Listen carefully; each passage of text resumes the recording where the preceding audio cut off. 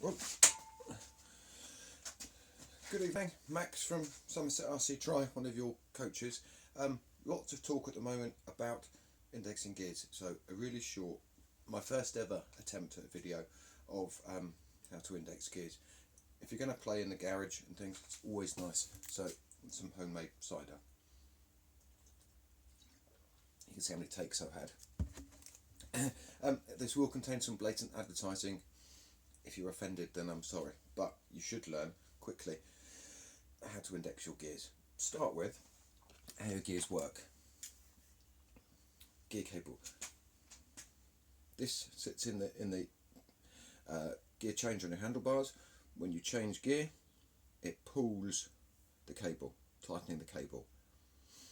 When you release the gear, try and move down the block, it just releases the tension, allowing the derailleur to pull the gear this way. And that's all that happens when you change your gear lever. Mainly, one of the causes for gear levers is worn cables. This doesn't stretch as people talk about. It's steel. It's not going to stretch. Instead, what happens is the gear outer compresses. I'll try and hold it still. As you can see, the outer is compressed, leaving some of the cables visible. Your cable should look like that. It's a nice cable. Okay, so now we're going to look at how we actually re-index and reset our gears.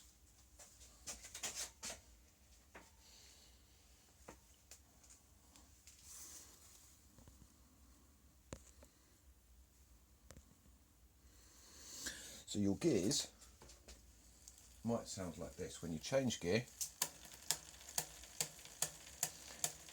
it clatters. All that happens, all that is the gear cable has compressed slightly. Sorry, some blatant advertising for MaximumTraining for your bike needs. If your screws, or if your gears have all worked coherent properly beforehand, you've got 2 screws in here. Don't touch them. All they do is stop how far the derailleur moves this way and how far the derailleur moves that way. If it's all worked fine before, it will all still work fine, so don't touch those. Instead, we need to touch this mechanism on the end. It's just a simple screw, screws clockwise and anti-clockwise. So, we put the gear on our smallest cog, making sure we're on the biggest cog at the front because we don't cross our gears over. And we change one gear. We hear it clattering.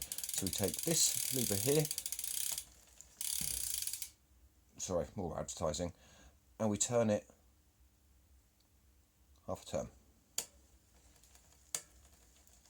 It's still clattering, so we turn it another half a turn. Now we keep turning it half a turn. It's moved up, we turn it another half a turn,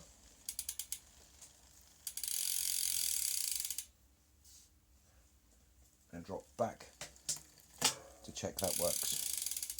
If we tighten this too much, we won't come back onto this gear. So now we move up one gear again. It moves up, and you see, nice smooth gears. Changes. Coming down, exactly the same. You'll find if you can move up through your gears, but not back down, then you probably need a new cable, because the outer, or new gear outers, because the outer is likely to compressed. It's only a small spring which pulls it back. So if that's out slightly, it's probably a new cable.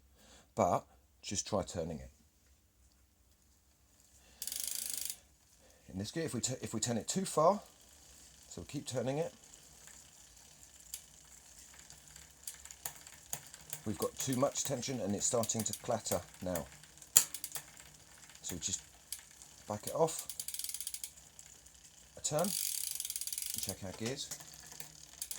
So that's not changing down smoothly, so we've gone too far. So we back it off further.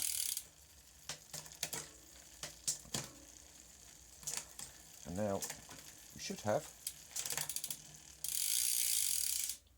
nice smooth gear changes. Oh.